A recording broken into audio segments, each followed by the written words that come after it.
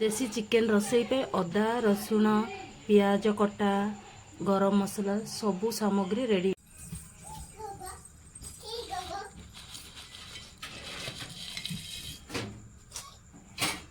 आम जीरा धनिया दालचीनी सब प्रकार गरम मसला को भलसे भाजी नेबा।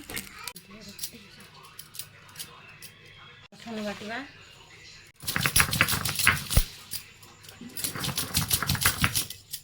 चिकेन को देसी शिल बटा। आमर देसी चिकेन रोसई पाई पियाज बटा अदा बटा रसुण बटा गरम मसला बटा सरी।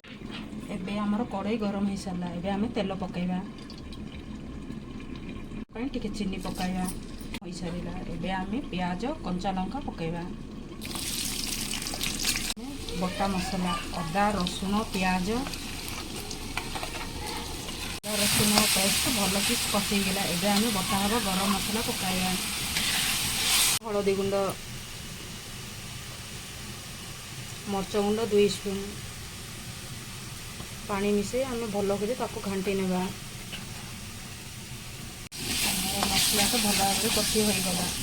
एबे आमे हलदी गुंड लंका गुंड जो मिसई थिलु ताहा आमे पकाइबा सेतिरे एवं यहा को भल करी घाटी नेबा।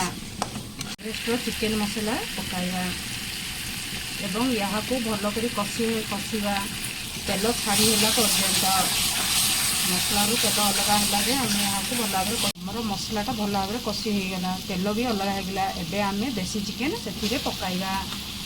एबे आमे चिकेन टाको भल कर कषि नेबा। चिकेन 2 स्पून लुण पकाइबा एवं ताहाको भल कर मिसाई नेबा। आमर देसी चिकेनटा भल कर कषि हो सारा। एबे आमे एथिरे कटा हवा टमाटो पकाइबा ताको भल कर मिसाई घांटीबा। आमर देसी चिकेन रेडी हो सारा। देसी चिकेन तरकारी आमर रेडी हो। देसी चिकेन तरकारी केते सुंदर देखा होची।